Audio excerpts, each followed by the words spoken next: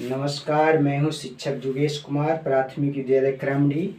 मैं आज बताने जा रहा हूं पदार्थ, जिसे अंग्रेजी में मैटर कहा जाता है। सबसे पहले आता है पदार्थ किसे कहते हैं। पदार्थ कितने रूप में होते हैं, कौन कौन से पदार्थ कौन कौन रूप में पाए जाते हैं। तो चलते हैं, पदार्थ किसे कहते हैं। वैसा वस्तु जो निश्चित आकार हो, जिसमें आकार हो, वजन हो और आयतन हो, उसे हम पदार्थ कहते हैं। अंग्रेजी में आकार, शेप, आयतन, वॉल्यूम, वजन, वेट होता है, उसे हम पदार्थ कहते हैं। पदार्थ में जो है, कुछ पदार्थ होते हैं अधिसंघनित होते हैं, एक दूसरे अणु ज़्यादा जुटे हुए होते हैं, संघनित रूप से जुटे हुए होते हैं। कुछ में है कि थोड़ा फासला होता है और कुछ में है ज़्यादा फासला होता है। जैसे हम इसमें जानेंगे कि कौन से पदार्थ संघनित है, कौन से पदार्थ एक दूसरे से दूर है। इसमें हम तो आता है पदार्थ वैसा वस्तु जो आकार हो, आयतन हो, उसमें वजन हो, उसे हम पदार्थ कहते हैं। पदार्थ तीन रूप में पाए जाते हैं। पहला, जैसे ठोस उसे कहते हैं जिसमें आकार और वजन हो, आकार और आयतन निश्चित होता है और वजन और सब पदार्थों की अपेक्षा ज़्यादा संघनित होते हैं। जैसे इस तरह का में हम देखते हैं कि इसमें ज़्यादा ही संघनित है।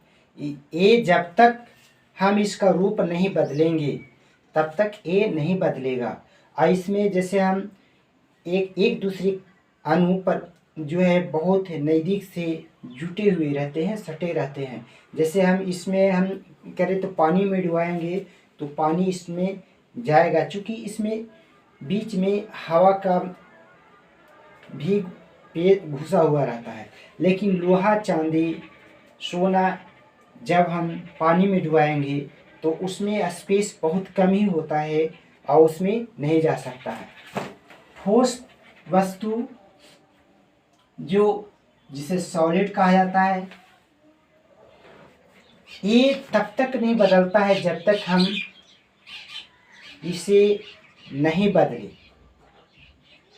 ये अपने से इसका आकार नहीं बदलता है। इसमें आयतन निश्चित होता है और इसमें सब पदार्थों की अपेक्षा इसमें वजन ज़्यादा होता है, क्योंकि ये अधिक संघनित रूप से होते हैं। इसमें बहुत कम ही जगह रहता है जो इसमें हवा, पानी जा सके।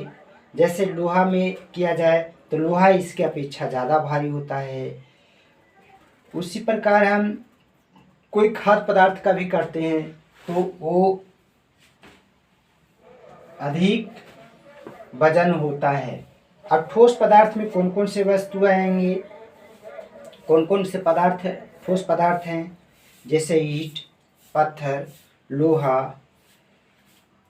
आपको बालू, मिट्टी आदि अनेक पदार्थ हैं जो ठोस रूपों में पाए जाते हैं।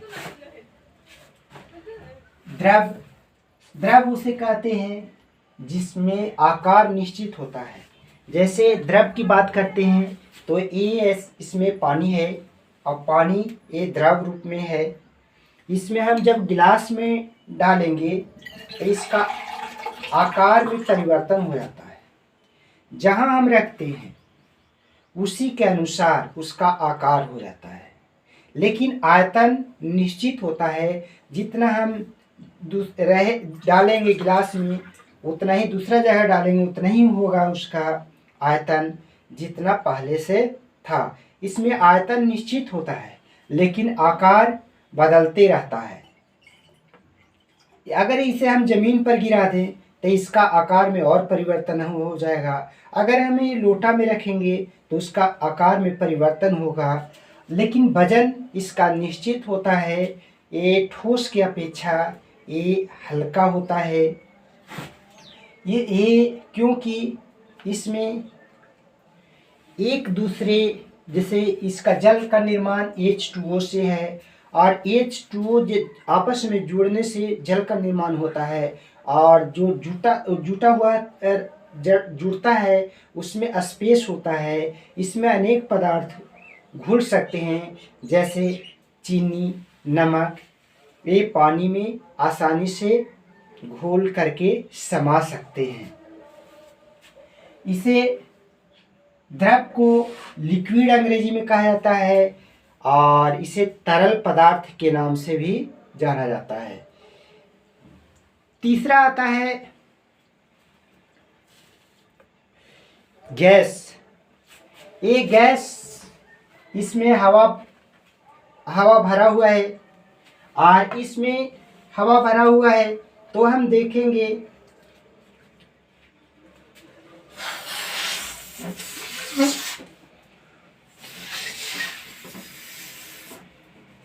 हम हवा इसमें भर दिए हैं।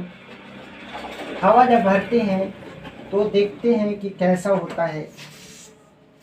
ये हवा भरा हुआ है और इसमें देखते हैं तो ये हवा निकल रहा है, और इसमें जिसमें हवा में वजन होता है, इसका हवा का आकृति जो होता है, आकार होता है, आकार अनिश्चित होता है और आयतन भी अनिश्चित होता है, लेकिन इसमें वजन होता है। जैसे हम ये हवा की बात करें तो आकार नज़र नहीं आता है और इसमें आयतन भी नज़र नहीं आता है, लेकिन हम इसमें हवा भरे हैं, इसमें आयतन नज़र आ रहा है। लेकिन जैसा ही इसे हम हवा निकलेगा तो इसमें नज़र आ रहा है बैलून में स्पेस ले रहा है, आयतन इसका होता है, लेकिन आयतन को पता नहीं चलता है कि कितना दूर में फैला है। जैसे ही निकलेगा इसमें से एयर, हवा निकलेगा तो वो इसका आकार जो है बदल जाता है और आयतन भी बदल जाता है। यानी गैस उसे कहते हैं जिसका आकार और आयतन अनिश्चित होता है, लेकिन उसमें वजन होता है। ये एक दूसरे से जुटे हुए बहुत दूरी पर होते हैं, जिसमें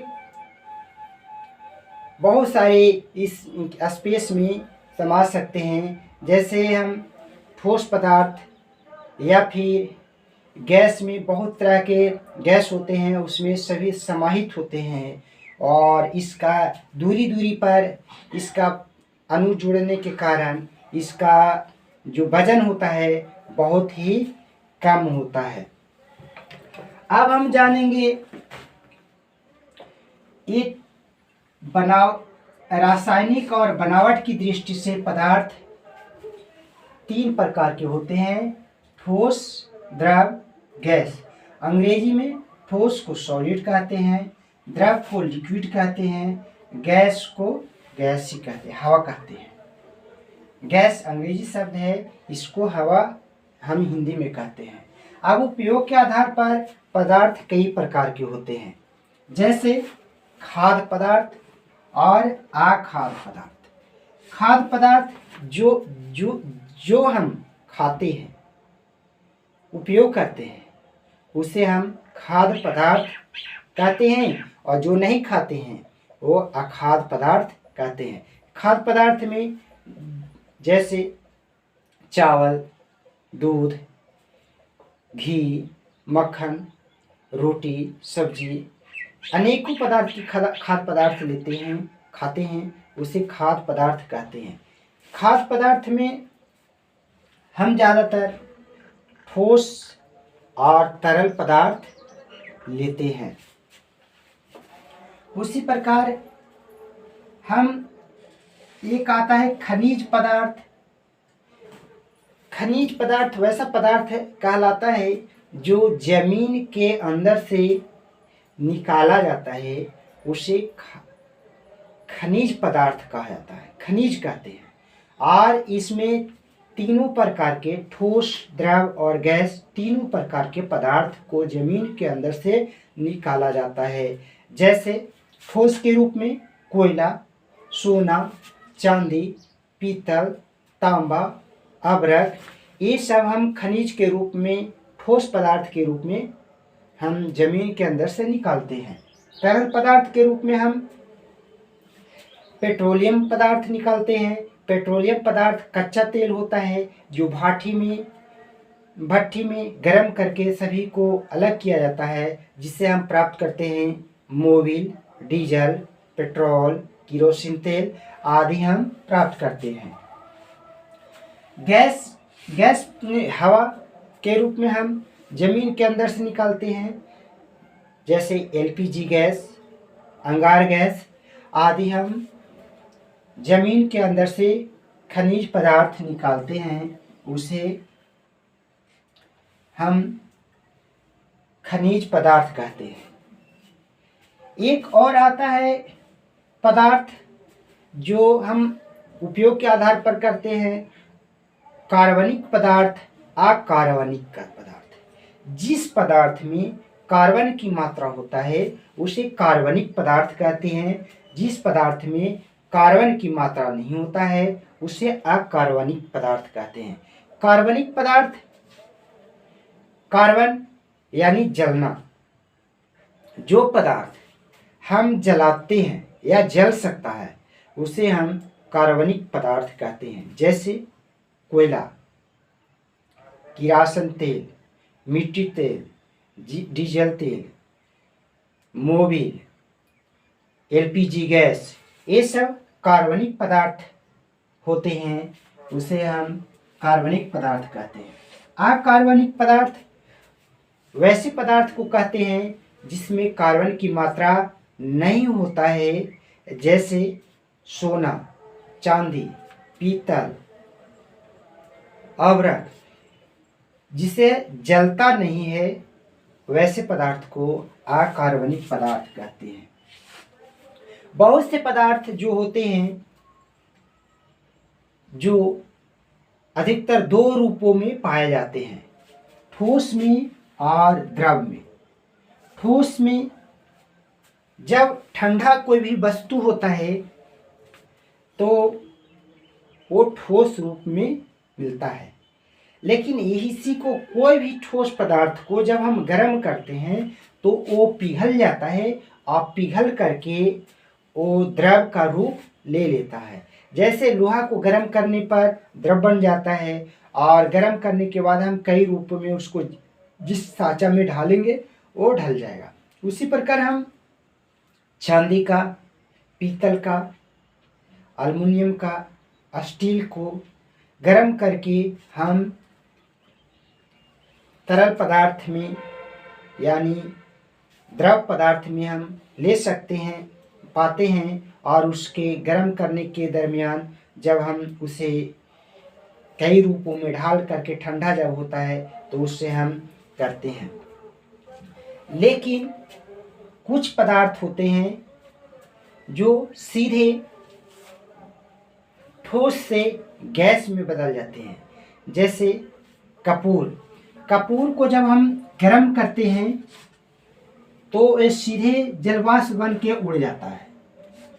जलवाष्प बन के उड़ जाता है। जैसे हम कपूर को हम शुद्ध करना हो, उसमें अन्य पदार्थ जमा होते हैं, तो उसे हम शुद्ध करना रहता है, तो हम क्या करते हैं, उसे सीधे गर्म करते हैं, और गर्म करते हैं तो द्रव रूप में नहीं आता है, सीधे गैस के रूप में चला जाता है और वो जमा हो जाता है, और जो कचरा जो हो रहता है वो यहीं रह जाता है और कपूर ऊपर चला जाता है और उससे हम शुद्ध करते हैं। जल एक ऐसा पदार्थ है जो तीनों रूपों में पाया जाता है, ठोस में भी पाया जाता है, द्रव में भी पाया जाता है और गैस में भी पाया जाता है। जब हम जल को गर्म करते हैं कोई बर्तन में, तो ये गर्म होता है। जब जल रहता है वो द्रव में के रूप में पाया जाता है, तरल पदार्थ के रूप में रहता है। जब उसे गर्म करते हैं तो वाष्प बन जाता है, वाष्प बन करके वो गैस बन जाता है, और गैस बन करके वो फिर जब संघनित होता है तो वो ज़्यादा ठंडा होता है, तो वो ठोस का रूप में पाया जाता है। जैसे ये जल चक्र की संरचना को हम समझे तो प्रत्येक वर्ष हमेशा जल वर्षा होता है, जमीन पर आता है और सूख करके जलवाष्प बन करके आसमान में ऊपर चला जाता है। और हम जानते हैं कि जैसे जैसे हम धरती की सतह से ऊपर जाते हैं वो तापमान कमते जाता है और ऊपर होकर के -डिग्री में चला जाता है, जहाँ वो जो जल वाष्प जाता है वो ठंडा होकर के जम करके बादल का रूप ले लेता है। जब वही बादल जब एक जमीन के नीचे आता है तो क्या होता है, वो एक मौसम चेंज करता है, तो बादल आपस में टकराता है और टकरा करके क्या होता है कि नीचे आता है और नीचे होकर के हरा करके गिर जाता है, जिसे हम हिमपात के रूप में कहते हैं। तो जल ही एक ऐसा पदार्थ है जो तरल, ठोस और गैस तीनों रूप में पाया जाता है, लेकिन और बाकी जो होते हैं वो ठोस से सीधे द्रव में बदलते हैं गर्म करने के बाद। लेकिन कपूर एक ऐसा पदार्थ है जिसे गर्म करने पर ठोस से सीधे गैस में बदल जाता है। आज का इतना ही। आप नमस्कार।